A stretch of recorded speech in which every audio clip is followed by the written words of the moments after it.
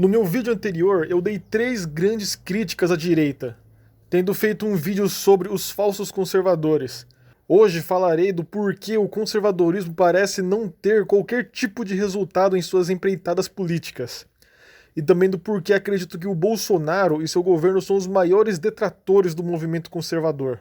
Na década passada, houve uma onda conservadora, uma reação natural de pessoas de diversas partes do mundo que formaram essa tempestade contra a esquerda progressista.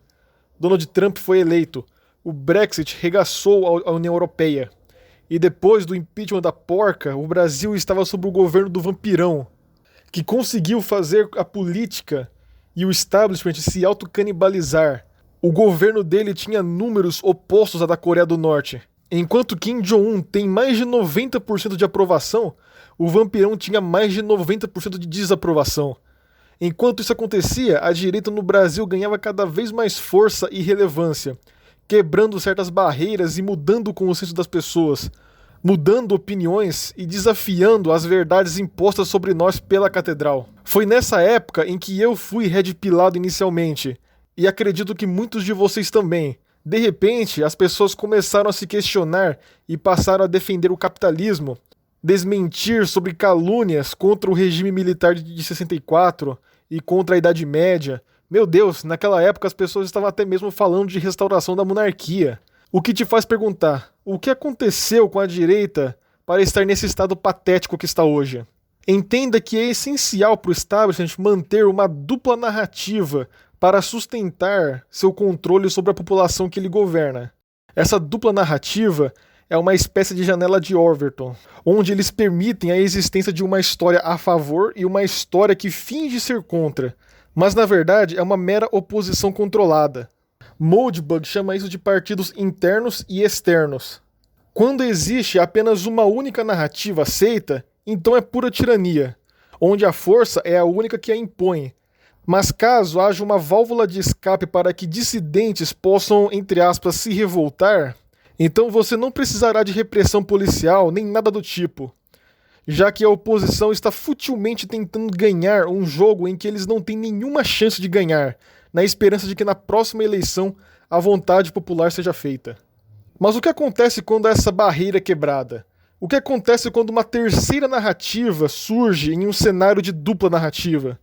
Você entende agora o pânico generalizado quando a onda conservadora começou a ganhar força nos anos atrás?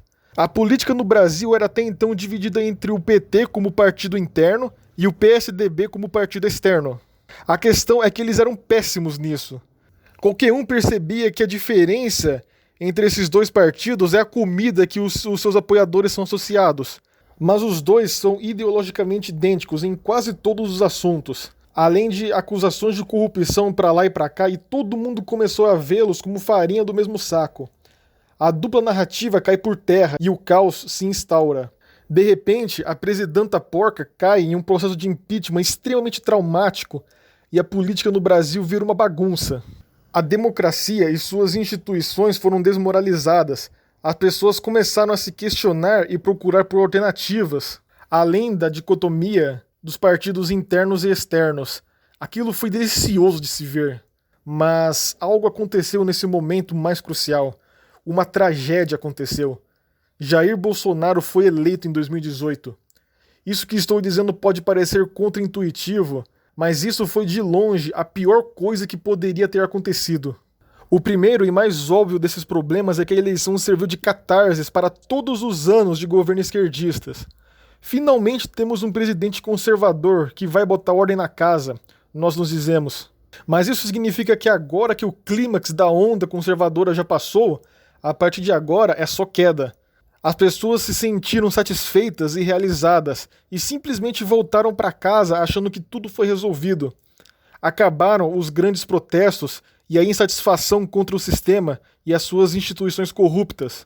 Nunca mais se foi falado sobre a urna eletrônica, que obviamente ainda é um gigantesco risco para nós, simplesmente porque o Bolsonaro foi eleito. E sobre a restauração da monarquia, também não se ouve falar. A fé das pessoas no sistema foi restaurada, e esse é o maior pecado do governo do Bozo. Em outras palavras, nós não tínhamos um partido externo, nós mesmos o criamos. E agora que existem partidos e candidatos conservadores, nós retornamos ao status quo, à dupla narrativa, à oposição controlada. Da mesma maneira que os eleitores americanos irão todo o ciclo eleitoral votar em um novo candidato que não é nenhuma ameaça ao sistema, o eleitor brasileiro corre o risco de cair nessa armadilha, que pode ser letal para o conservadorismo.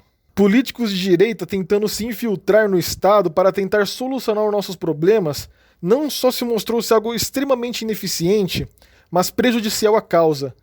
Porque é muito mais fácil de você ser assimilado pela catedral do que você subvertê-la por dentro. Apenas veja Trump e Bolsonaro antes e depois de suas eleições. Nenhum deles conseguiu realizar nenhuma de suas promessas, porque eles estão jogando um jogo feito pelos seus inimigos, cujas regras foram feitas para que eles percam. E como eu disse, o objetivo é para eles não ganharem. Seu objetivo é passar a ilusão que meios democráticos podem gerar uma alternativa, mas essa alternativa é sempre falsa. Os dois últimos pontos são subjetivos, mas ter um presidente conservador também direciona todos os maus do país em cima do presidente, logo, também as suas ideias que ele defende. Mesmo quando as coisas ruins que acontecem sequer são culpa dele. Só pelo fato dele ser o líder cria essa fatiga, principalmente quando toda a mídia cai em cima dele por qualquer coisa. O melhor exemplo disso foram as queimadas da Amazônia uns anos atrás, que não tiveram absolutamente nada a ver com Bolsonaro, mas a conta caiu em cima dele. O outro ponto subjetivo é como que um governo de direita não só alimenta a narrativa do partido interno, mas o do externo também.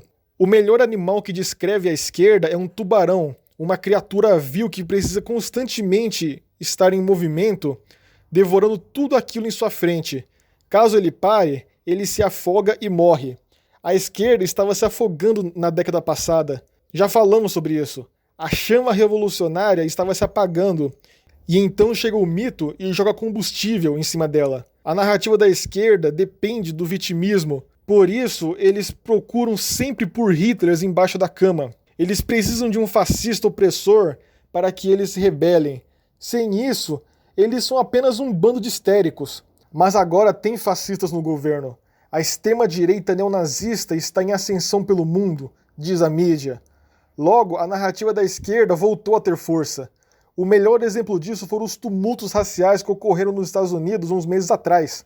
Já que tem um Hitler laranja na Casa Branca, violência, tumultos, saques e até mesmo assassinatos são justificáveis. Nós podemos tentar quantas vezes você quiser, mas eleger candidatos de direita é um esforço inútil e apenas serve para nos aprisionar. A direita tem que abandonar suas empreitadas políticas, porque, como eu disse, a pior coisa que pode acontecer em um sistema de dupla narrativa é a ausência de uma, ou pior, a criação de uma alternativa que seja realmente uma oposição. Mas essa oposição nunca será por vias democráticas. Eu peço que inscreva-se, compartilhe e lembre-se sempre: Brasília delenda est e viva Cristo Rei.